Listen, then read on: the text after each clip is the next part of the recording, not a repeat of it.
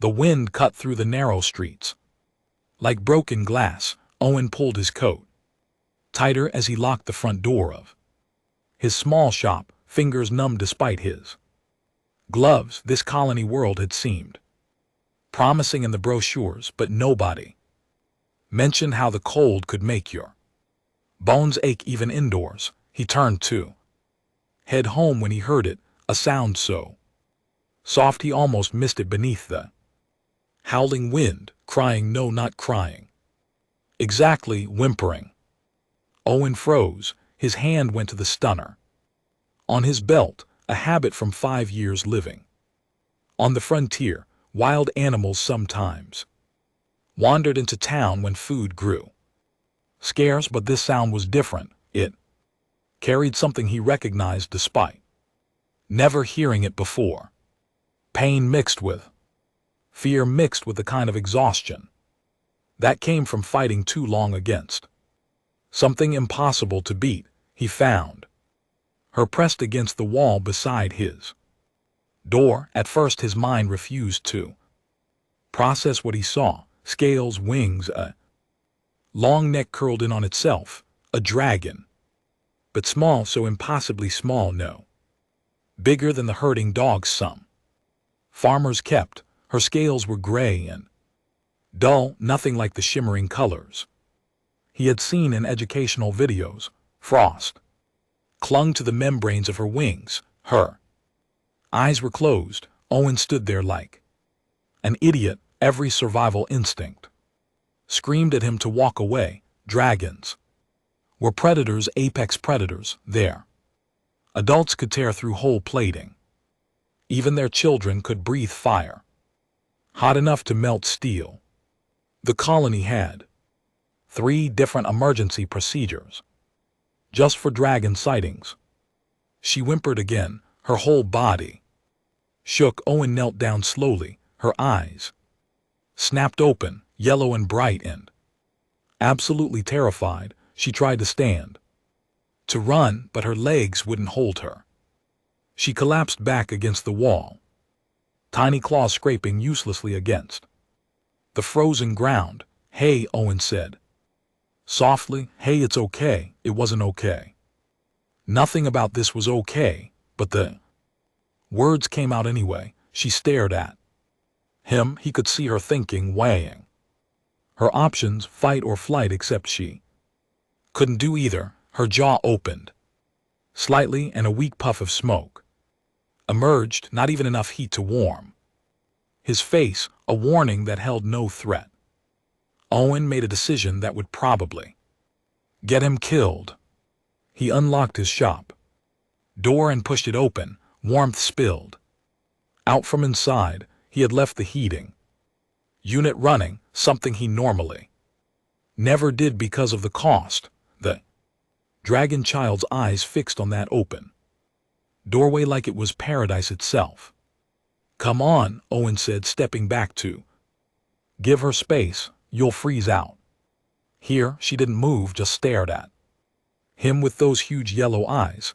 I'm not going to hurt you, he continued, knowing she probably couldn't understand him. I make toys, see. He pulled a small wooden horse from his pocket, something he had been carving during slow business hours. He set it on the ground between them. The dragon child looked at the toy, then back at him. Her body shook harder. Owen realized she was running out of time. Hypothermia. Didn't care what species you were. He did something incredibly stupid. He scooped her up in his arms. She was heavier than she looked, but not by much. Solid muscle and bone despite her size. She went rigid, every muscle locked. Her mouth opened wide, and Owen braced himself for fire that would cook him from the inside out. Nothing came, just that same weak smoke. She was too cold even for that. Owen carried her inside and kicked the door shut behind him. His workshop was cluttered with half-finished toys, tools, scraps of wood and fabric. He cleared a space near the heating unit and set her Down gently, she immediately curled into the tightest ball possible, wings wrapped around herself. Right, Owen muttered, moving quickly now. He grabbed the emergency blanket from his first aid kit and draped it over her. She flinched but didn't fight. He turned the heating unit up as high as it would go, then he filled a pot with water and set it to boil on his small electric burner. While the water heated, he pulled up his communication console and searched for Dragon emergency contacts. There had to be someone, some organization, some authority that handled lost Dragon children. His fingers flew across the keys, pulling up result after result. What he found made his stomach turn. Dragons migrated in the winter, large groups moving to warmer regions. Weak ones, the sick ones, the ones who couldn't keep up, they got left behind. Natural selection, one article called it. Survival of the fittest. No one would come for her because no one cared. She was supposed to die. That was how her species did things. That's insane, Owen said out loud. Dragon Child's eyes opened. She had been watching him. The blanket and the heat were working. Her scales had gone from gray to dark blue, though still not bright. She tilted her head slightly. Owen poured the hot water into a bowl and added some dried meat and vegetables. It wasn't much, but it was what he had. He let it cool slightly, then brought it over to her. She stared at the bowl like it might explode. Food, Owen said, pointing. Eat. She looked at him for a long moment, then, moving carefully, she unwrapped one wing from her body. A small clawed hand reached out and dipped into the broth. She brought it to her mouth and licked her palm clean. Her eyes went wide. She ate faster, using both hands now, making soft sounds that might have been relief or joy or both. Owen sat back and watched her eat. Tomorrow he would figure out what to do. Tomorrow he would deal with the laws and the neighbors and the 1,000 problems this created. Tonight a child was warm and fed. Nothing else mattered. She finished the bowl and looked up at him. For the first time her tail uncurled slightly. Lyra, she said. Her voice was rough and unused, but the word was clear. Name Lyra. Owen smiled. I'm Owen.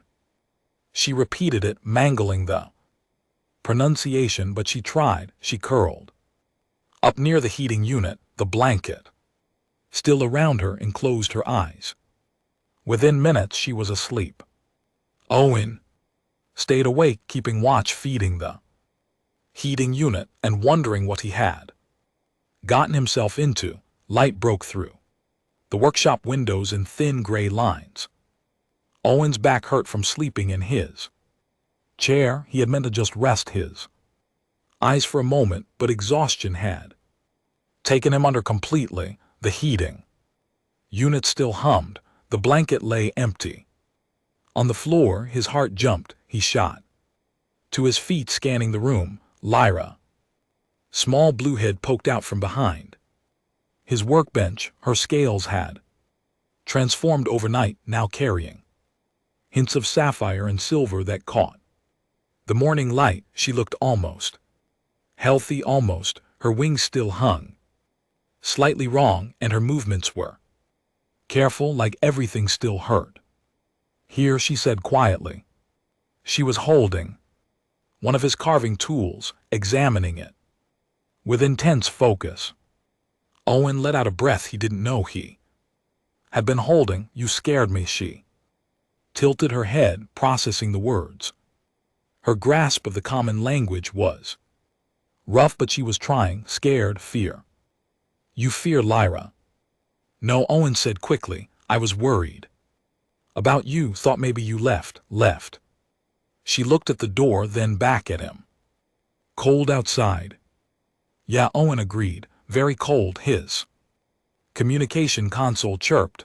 Owen moved to check it while Lyra went back to examining his tools. The message was from his neighbor, a growl merchant named Tabas. It was short and not particularly friendly. Saw lights in your shop all night. Everything okay? Owen stared at the screen. Thomas lived 3 buildings down, but his second floor apartment had a clear view of the street. If he had seen the lights, he might have seen other things too. Owen typed back a simple response. Working late, big order. The reply came within seconds. Need to talk. Coming by in 10 minutes. Owen swore under his breath. He looked at Lyra, who had discovered his box of paint and was sniffing it cautiously. Lyra, I need you to stay quiet for a bit, okay? Someone is coming. She looked up at him, reading the tension in his voice, if not all his words. Danger. Maybe, I don't know yet. She set down the paint and moved behind the workbench, again making herself small.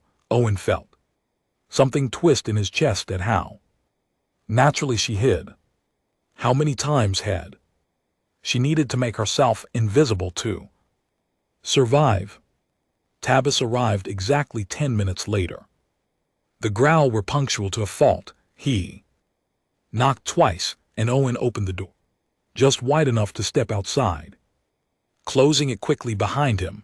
Morning, Owen said, keeping his voice level.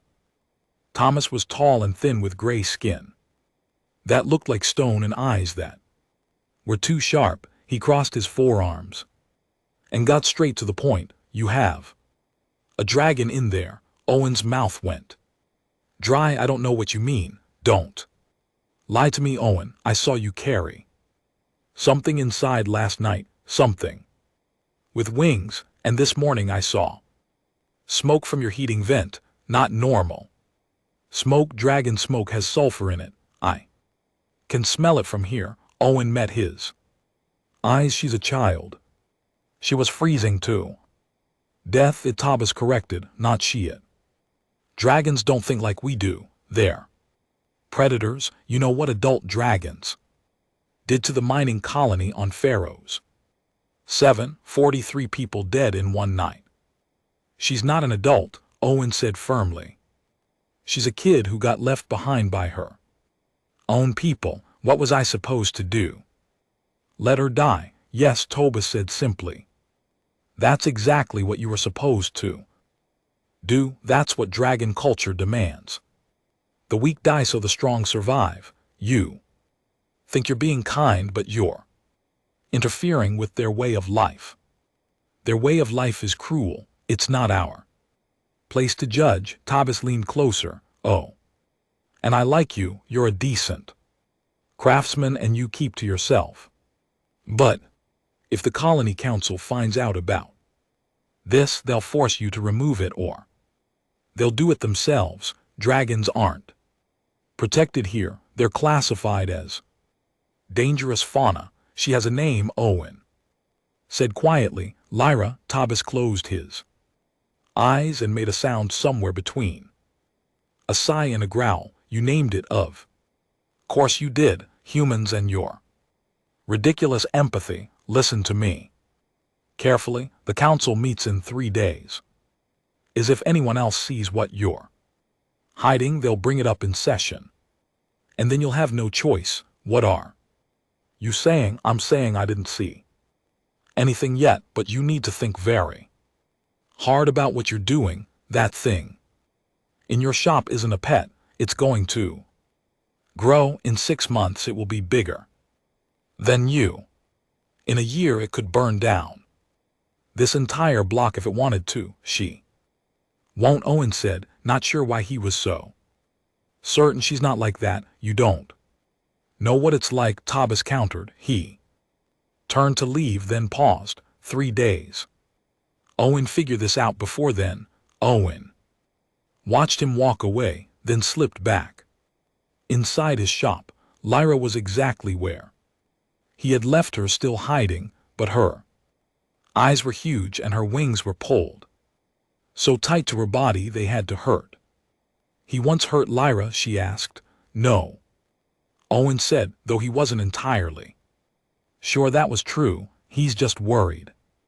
Lyra, go, she said suddenly. Lyra, leave.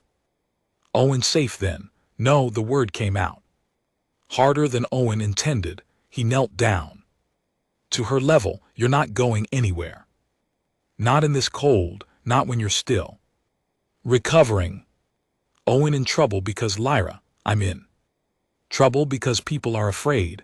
Owen corrected gently, that's not your fault. You didn't do anything wrong. She looked at him for a long moment, those yellow eyes searching his face. Then she did something unexpected. She moved forward and pressed her head against his chest. Just for a second, her scales were warm. Now properly warm, heated from within by whatever fire burned in her core. Thank you, she whispered, for warm. Owen rested his hand on her head, feeling the hard plates beneath the surprisingly soft outer layer. You're welcome. He spent the rest of the day teaching her simple words and phrases. She learned fast, frighteningly fast. By afternoon, she could string together basic sentences. By evening, she was asking questions. Why Owen helped Lyra. Owen looked up from the wooden puzzle box he was assembling. Because you needed help. But why? She pressed. Lyra. Not Owen kind. No, Owen agreed. Not, but that doesn't matter. You were cold and scared and alone. What kind of person would I be if I just walked past that? Lyra thought about this for a long time. Finally, she said, good person. Owen, good person. Owen smiled. I'm just a person, Lyra, trying to do the right thing. Outside, the wind picked up again, rattling the windows. Lyra moved closer to the heating unit. She was safe for now. That would have to be enough. 5 days passed. Lyra grew stronger with each one. Her scales brightened from dark blue to brilliant sapphire with streaks of silver that shimmered when she moved. Her wings no longer dragged. She held them properly now, folded against her back in neat triangles. But the biggest change was in her eyes. The fear had faded, replaced by something Owen could only describe as curiosity. She was fascinated by everything in his workshop, the way wood grain ran in different directions, how paint mixed to create new colors, the smell of fresh varnish. She asked endless questions in her improving but still broken speech, and Owen answered every single one. On the 6th morning, Owen opened his shop for business. Lyra had been watching him prepare for this all week. She understood he needed to work, needed to earn money to buy food and fuel. She had promised to stay hidden in the back room when customers came. But when Owen pulled out the commission he had been avoiding, a complex music box for a wealthy collector named Mrs. Chen, Lyra crept closer to watch. Problem? She asked. Owen rubbed his face. This needs to be done in 3 days. It's too much work for one person. Gears alone will take me 20 hours. Lyra looked at the plans spread across his workbench. Her clawed finger traced the design. Lyra, help. You don't know how to do this kind of work. Teach. Lyra, she said simply. Lyra, have good hands. See, she held up her claws. They were sharp and dangerous looking, but Owen had watched her handle his delicate carving tools without breaking a single one. Her control was remarkable. Owen hesitated.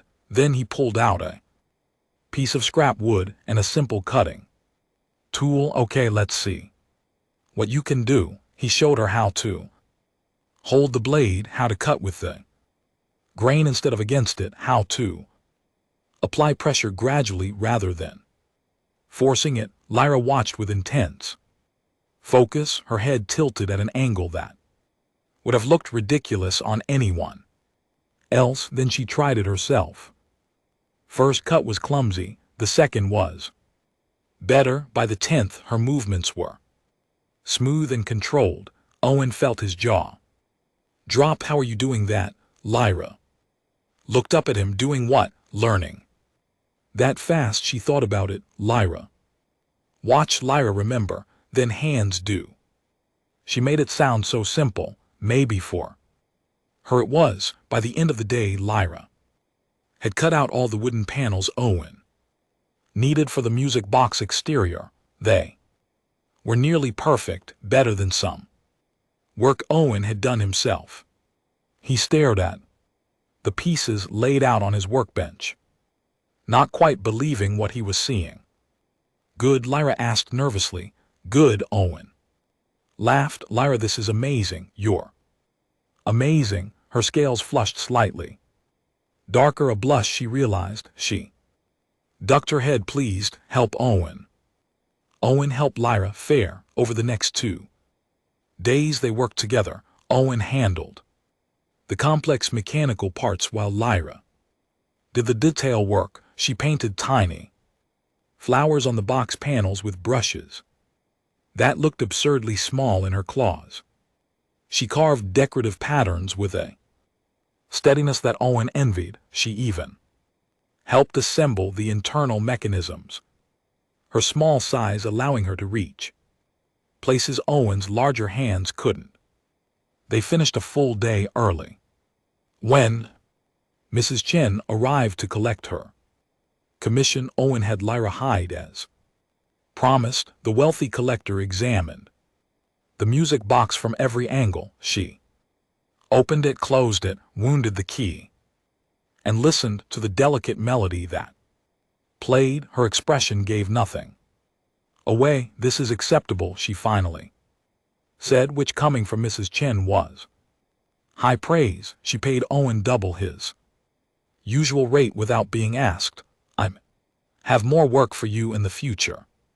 Your quality has improved significantly.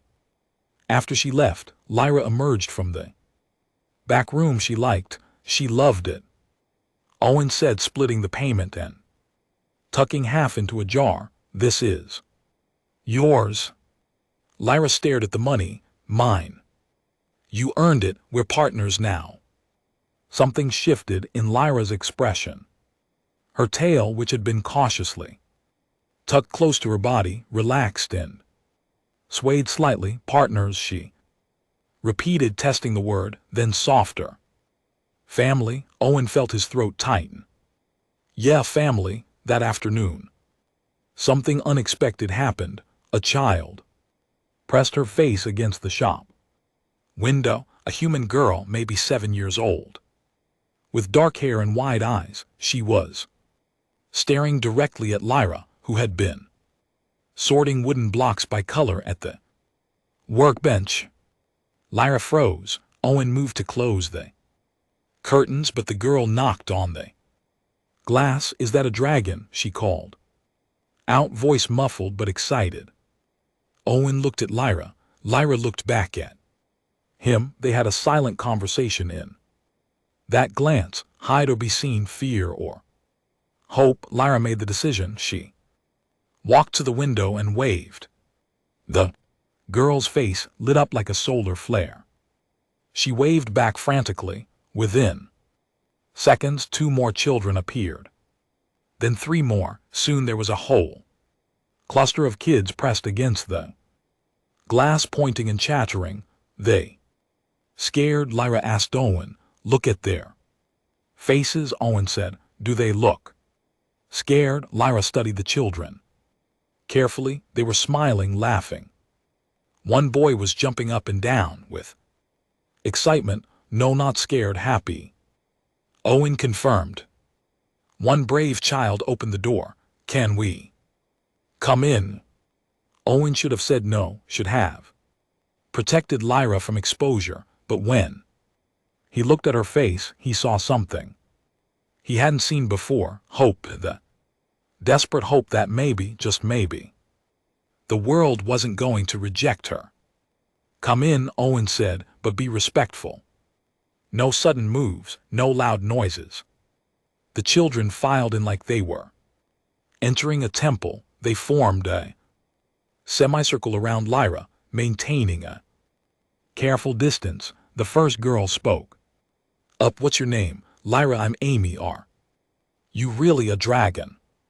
"Yes." "Can you breathe fire?" Lyra glanced at Owen. He nodded. She took a careful breath and exhaled a small stream of flame, directing it safely upward. Children gasped in wonder, not fear. "Wonder. That's so cool," a boy breathed. "What are you making?" Lyra held up the wooden toy she had been painting. "Small bird, wings spread in flight." "Bird for shop." "It's beautiful," Amy said. "Did you paint that yourself?" "Yes." Owen teach Lyra. The questions came faster then. What did dragons eat? Where did she sleep? Did she have dragon friends? Could she fly? Lyra answered, each one patiently, her language improving with every sentence as she relaxed. Owen watched from behind his counter, ready to intervene if needed, but the children were gentle, curious, but kind. When their parents eventually came, looking for them, panic on their adult faces, they found their kids sitting on the floor around a dragon child, listening to her explain the difference between water-based and oil-based paint. The parents reacted exactly as Owen expected. Shock, fear demands that their children get away from the dangerous creature immediately, but the children protested. "She's nice, Mom. She was just teaching us about art, Dad. She's not dangerous. She's our friend." Eventually, after much reassurance and careful diplomacy from Owen, the families left. But something had changed. Word would spread now. There was no hiding anymore. Trouble coming. Lyra asked after the last family departed. "Maybe," Owen admitted, "but you know what? I think it might be okay." Lyra looked at the door where the children had been. "They not scared of Lyra?" "No," Owen agreed. "They weren't scared at all." That night Lyra hummed while she worked on a new toy. It was the first time Owen had ever heard her make a sound like that, content, almost happy. He smiled and returned to his own project. Tomorrow would bring whatever it brought. Tonight they had this moment. It was enough. The storm came 3 weeks later, not the kind you could see in weather reports or prepare for with shutters and supplies. The kind that built slowly in whispers and sideways glances until it finally broke. Owen heard it start in the market. He had taken Lyra with him, something they had been doing more often since the children had spread word about the friendly dragon who made toys. Most people still gave them a wide berth, but at least they weren't calling security anymore. 2 men blocked their path between the vegetable stalls. Owen recognized them as workers from the mining operation on the colony's edge, hard men with harder lives. The taller one, a human named Raymond, crossed his arms. "Heard you're keeping a dragon," Raymond said. "I'm caring for a child," Owen corrected, keeping his voice level. Lyra pressed closer to his side. "That thing eats, doesn't it? Takes resources. Food that could go to actual colonists. She eats less than most people assume," Owen replied. "Dragons are efficient. She needs maybe a third of what I do." The second man, a growl named Kenton, spat on the ground. "Doesn't matter. Winter stores are running low. The next supply ship isn't due for 2 months. We shouldn't be wasting anything on predators." "She's not a predator. She's a kid." Today, Raymond said. "What about in 6 Months a year, dragons grow fast, you. Planning to keep it fed when it's the size of a transport vehicle, a crowd had gathered. Owen felt their eyes. Measuring, judging. He also saw Tabas on the edge of the group face carefully. Neutral watching, we'll figure it out, Owen said. No, Kenton stepped forward, we'll figure it out. Colony Council meets tonight. Emergency session, your pet dragon is on the agenda. They walked away, but the damage was done. The crowd's mood had shifted. Owen heard the muttering, saw the concerned faces. He gathered his supplies quickly and headed back to the shop, Lyra silent beside him. Once inside with the door locked, Lyra finally spoke. Lyra should go. No, Owen. Lose everything. Lyra not worth it. Owen knelt down so they were eye level. You are worth it. Don't let anyone tell you different. Why? Lyra's voice cracked. Lyra just dragon. Lyra kind leave Lyra to die. Why? Owen kind not same. Because leaving someone to die when you can help them is wrong. Owen said firmly. I don't care if it's tradition or culture or survival instinct. It's wrong and I won't do it. That evening Owen prepared for the council meeting. He pulled together documentation showing Lyra's food consumption, her contribution to his business, testimonials from the children's parents who had grudgingly admitted their kids were unharmed. It wasn't much, but it was something. Lyra helped him organize the papers. She had learned to read faster than Owen thought possible. Owen, she said quietly, if council say Lyra go, Lyra will go. No fight, promise. Let's hope it doesn't come to that. The meeting hall was packed. The colony council sat at a long table at the front, 5 members representing different species and interests. Owen recognized the chairwoman, a stern human named Patricia, who ran things with an iron will and a surprising amount of fairness. Raymond and Kenton presented their case. First, resources were tight.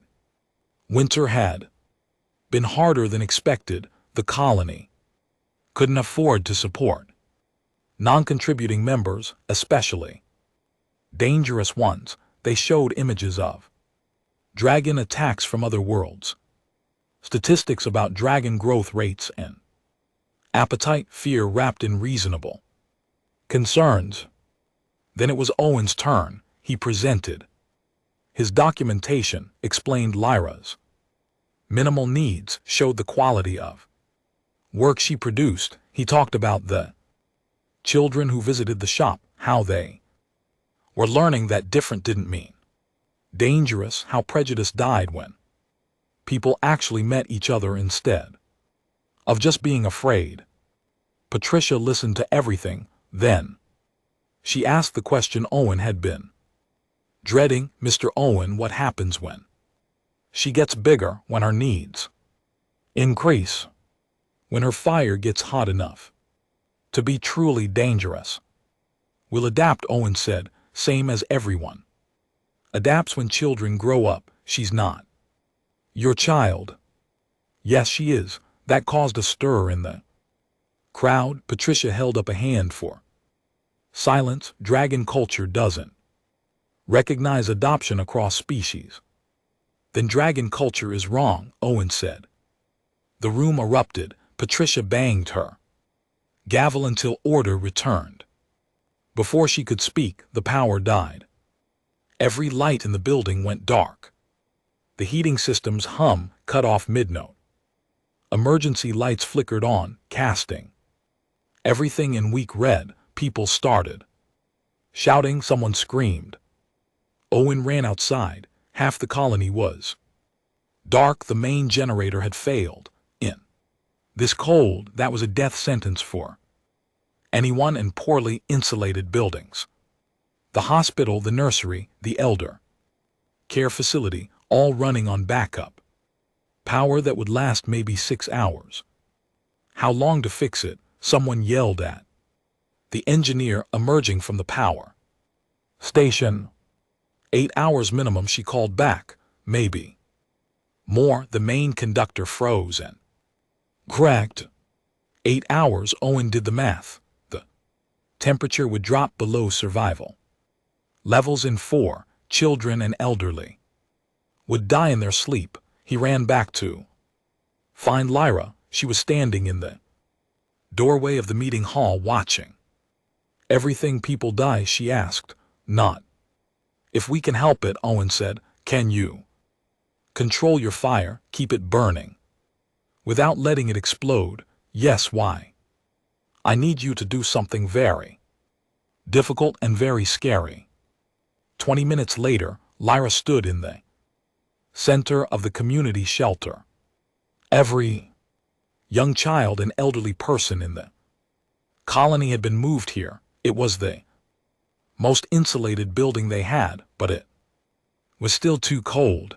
Already people were shivering despite blankets and body heat. Lyra took a deep breath, then she exhaled, not an explosion of fire, but a steady, controlled stream that she directed at the ceiling. The heat dispersed through the room, warming the air. She held it for 30 seconds, then stopped to breathe, then did it again.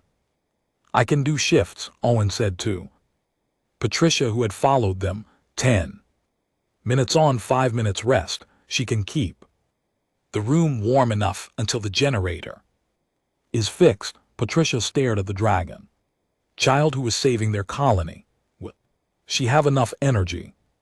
She'll try, Owen said. That's all any of us can do.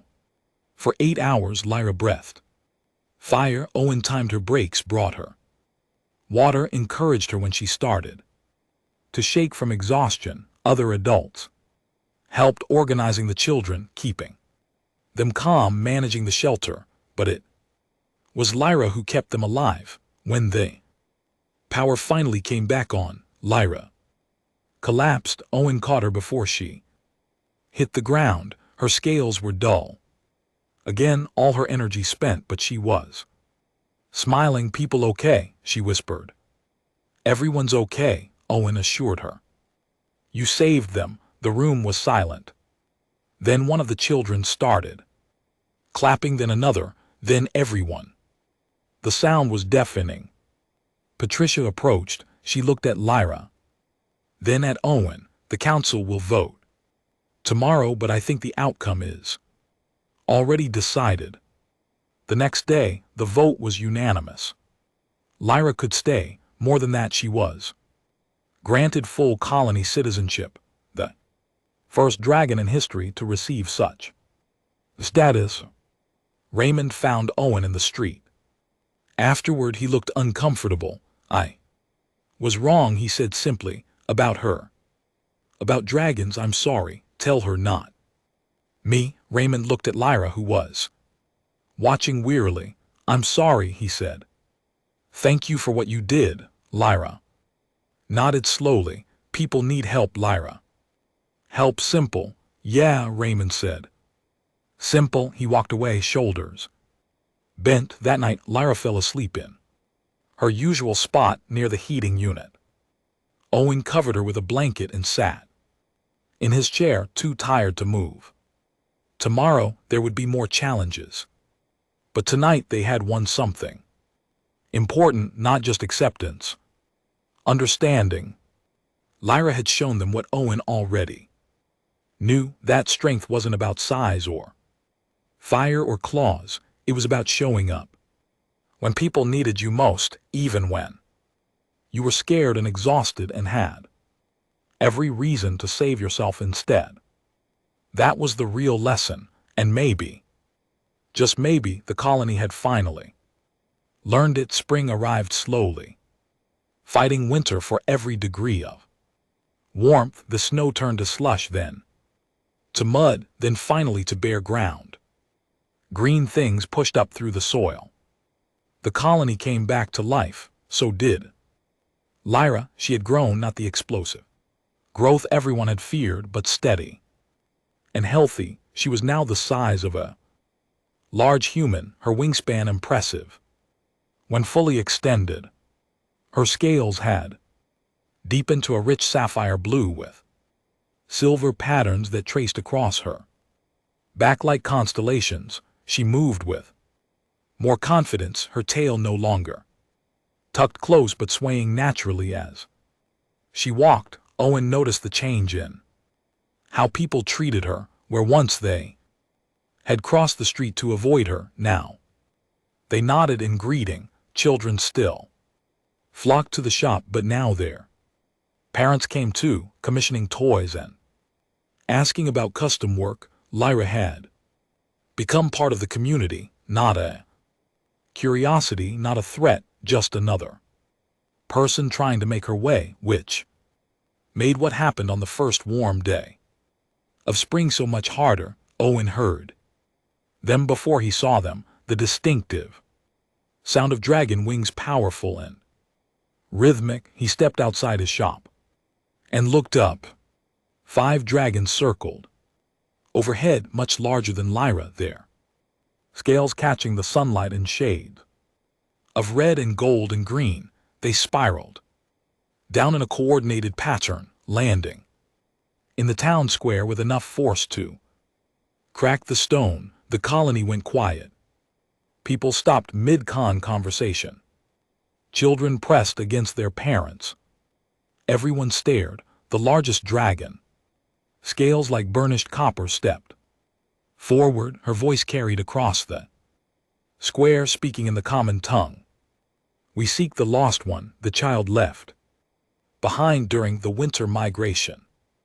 Owen felt his stomach drop. Lyra stood in the shop doorway, frozen.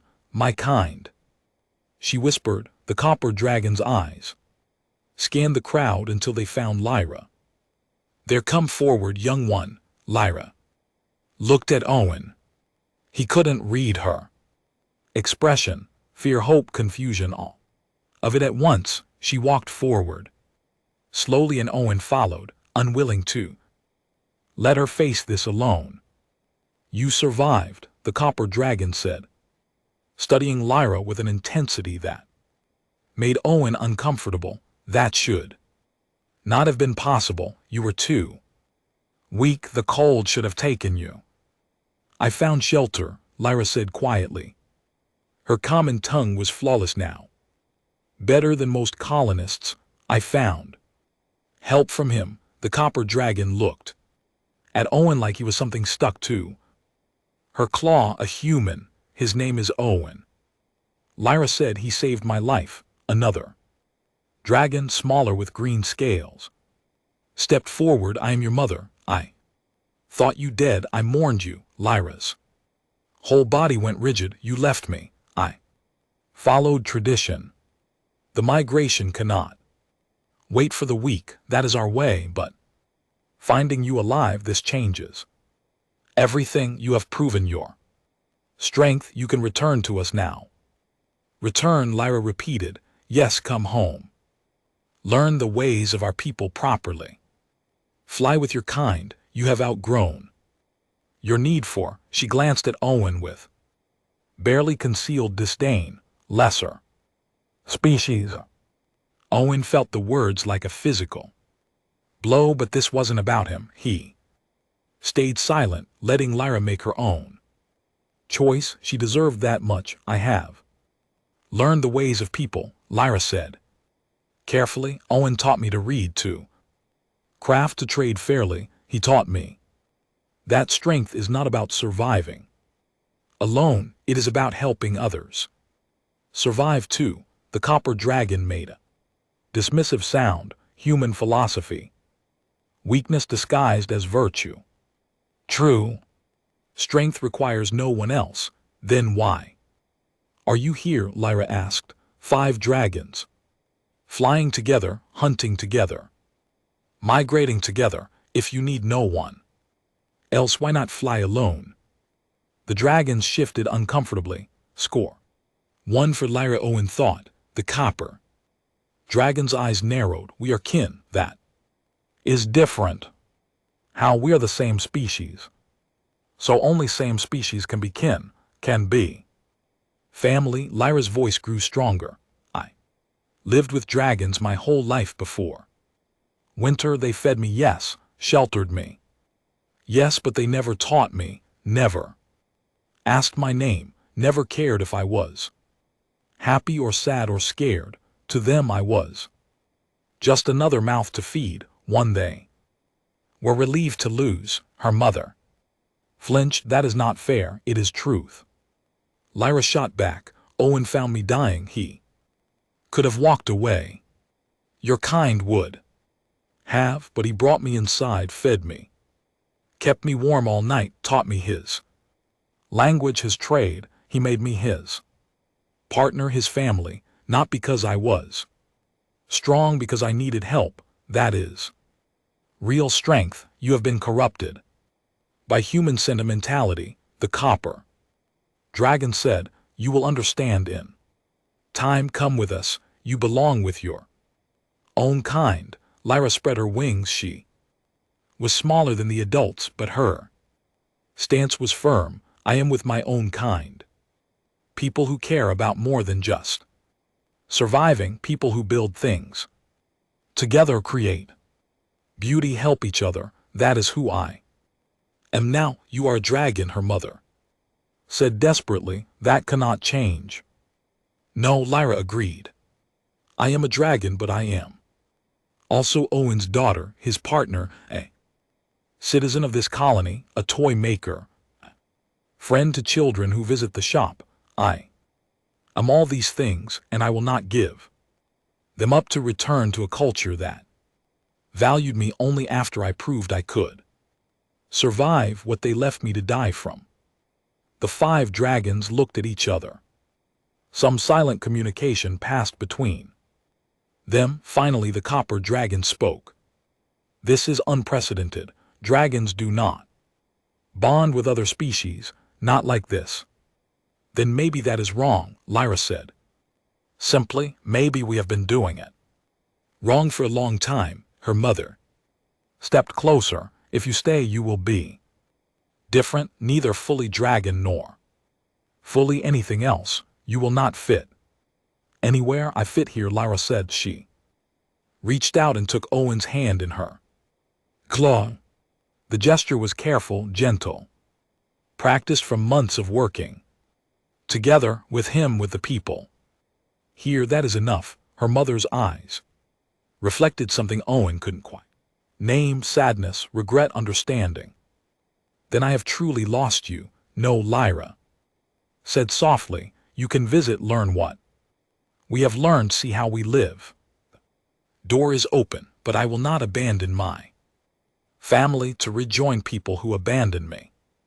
The dragon stood in silence for a long moment. Then the copper dragon dipped her head, a gesture of acknowledgement. If not agreement, you have chosen your path. We will respect it, but know this, young one, the offer remains. If you ever wish to return to your own kind, we will welcome you. Thank you, Lyra said. But Owen is my own kind. These people are my own kind. Kindness is my own kind. The dragons took flight, powerful wings carrying them up and away. The colony watched until they were specks against the clouds. Then everyone turned to look at Lyra and Owen standing together in the square. Amy, the little girl who had been the first to visit the shop, ran forward. You're not leaving? No, Lyra said, smiling. Not leaving.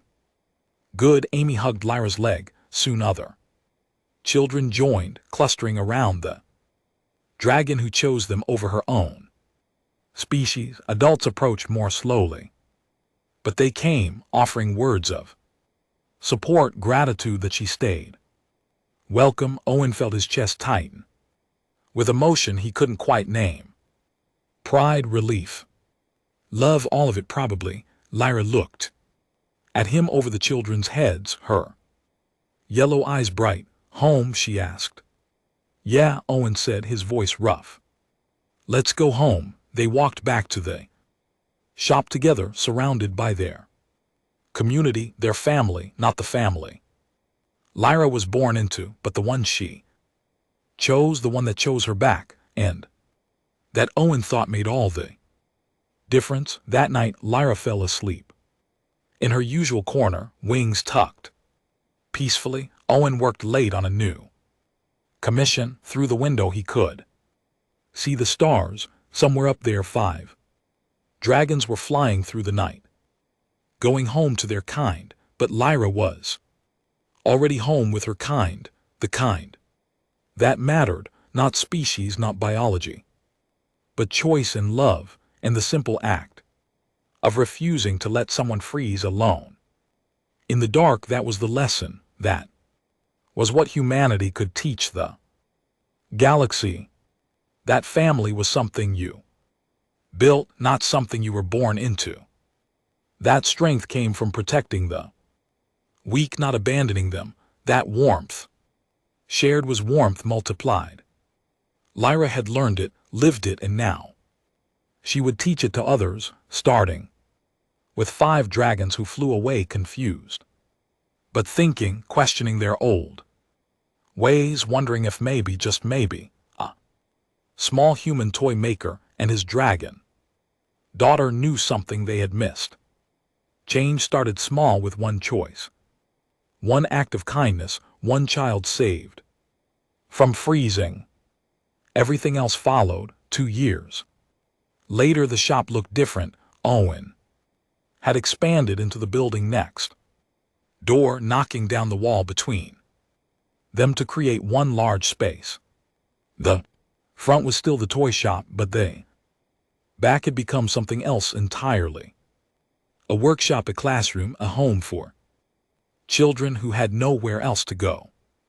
Lyra stood at the window, now tall enough that her head nearly touched the ceiling. Her wingspan could barely fit inside anymore. She had to be careful when she moved, conscious of her size and strength, but she was still Lyra, still patient with the children, still gentle with the delicate work. The door opened, a growl child entered, no more than 5 years old by their species standards. He was thin, too thin, and his gray skin had the dull quality that came from malnutrition. He stood in the doorway, shivering despite the warm spring air. Owen looked up from his workbench, so did Lyra. They had the same thought at the same moment. The kind of synchronization that came from years of working together. Owen set down his tools. Lyra moved forward slowly, making herself small despite her size. "Hello," Lyra said softly. "You look cold." The child stared at her with huge eyes. "You're a dragon." "Yes, my name is Lyra." "What is yours?" "Thomas." He wrapped his arms around himself. "I heard you help people, kids like me. Is that true?" "Yes," Owen said, coming around the counter. "Are you alone?" Thomas nodded. "My parents died last month. Supply ship accident. Nobody wanted me after. Too many mouths to feed. They said someone told me about this place, said there was a dragon who saves kids." Lyra and Owen exchanged a look. This happened more often now. Word had spread across the colony, then to other colonies, then across the sector. The story of a dragon child saved by a human Toymaker. The story of a partnership that shouldn't exist but did. The story of a place where abandoned children could find warmth. "Come in," Owen said. "Have you eaten?" Thomas shook his head. Owen went to prepare food while Lyra guided the boy to a seat near the heating unit. 3 other children were already there. A human girl named Sophie, who had been with them for 6 months. Kellen boy named RX, who had arrived last week, and a small creature from a species Owen didn't even recognize who they had named Hope because she arrived with nothing else. "This is Thomas," Lyra told them. "He will stay with us for a while." The children welcomed him easily, the way kids did when they understood what it meant to be alone. Sophie brought him a blanket. Rix offered to share his toys. Hope simply moved closer, offering silent companionship.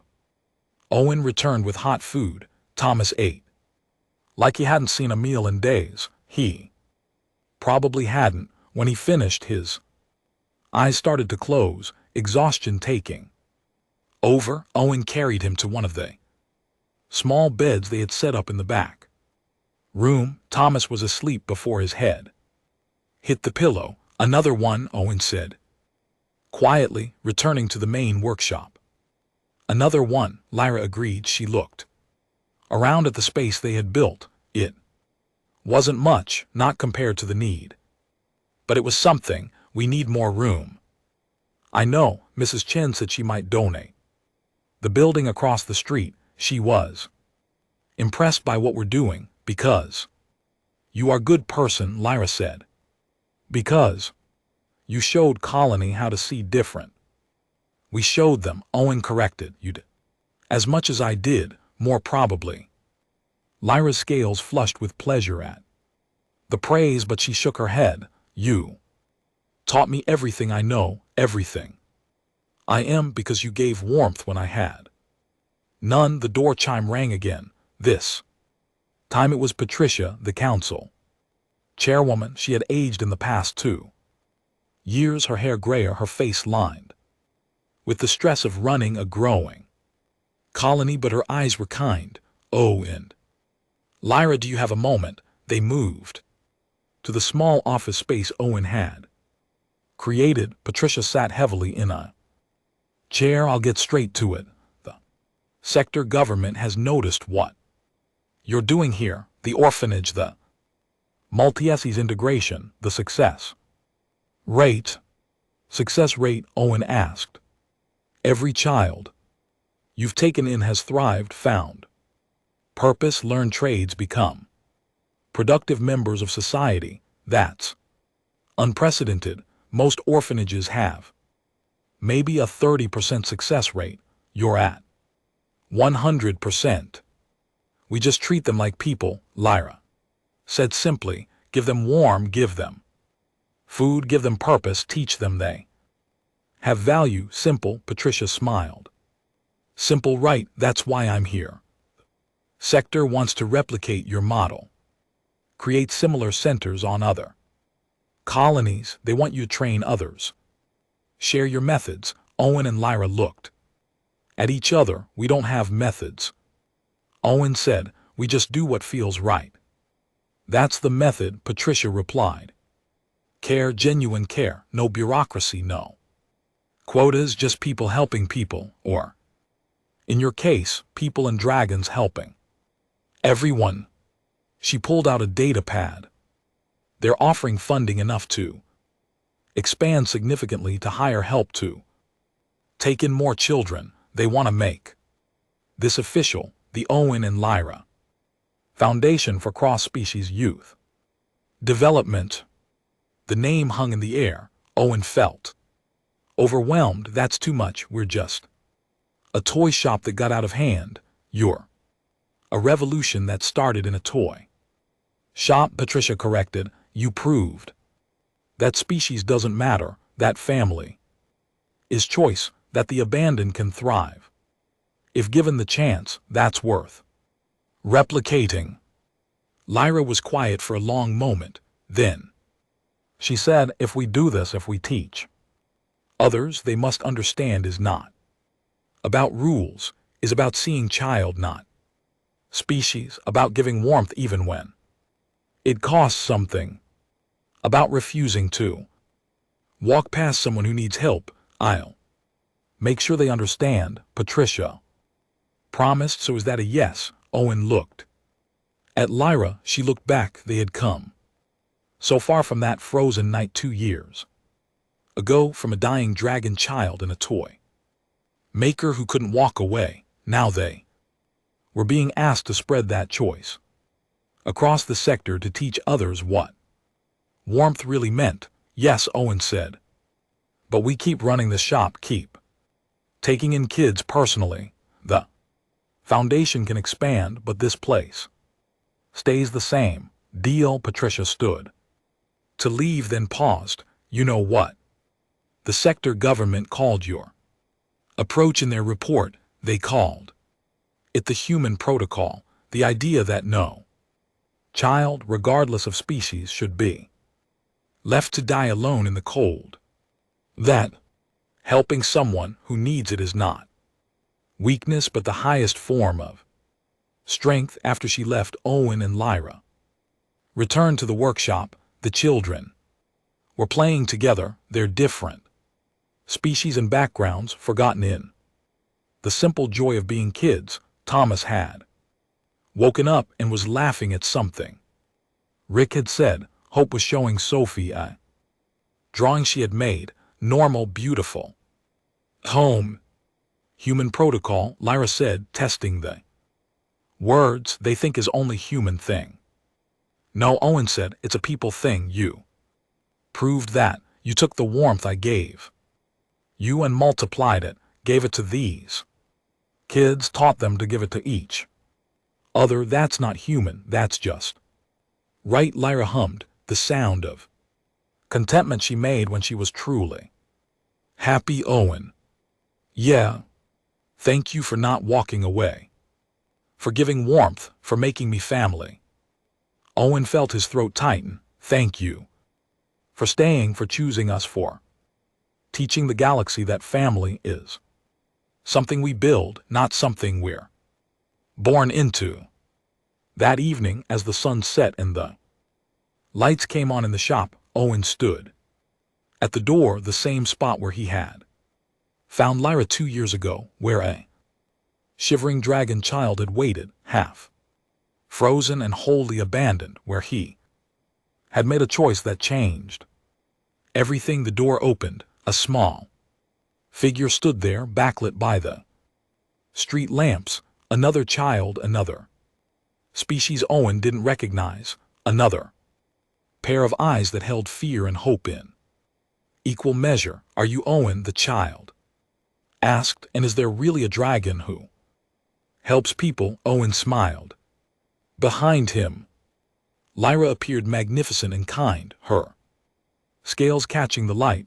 Yes, Owen said. Come in, you're safe now, we'll keep you warm. The child stepped inside. The door closed behind them. Outside, the wind picked up cold despite the season.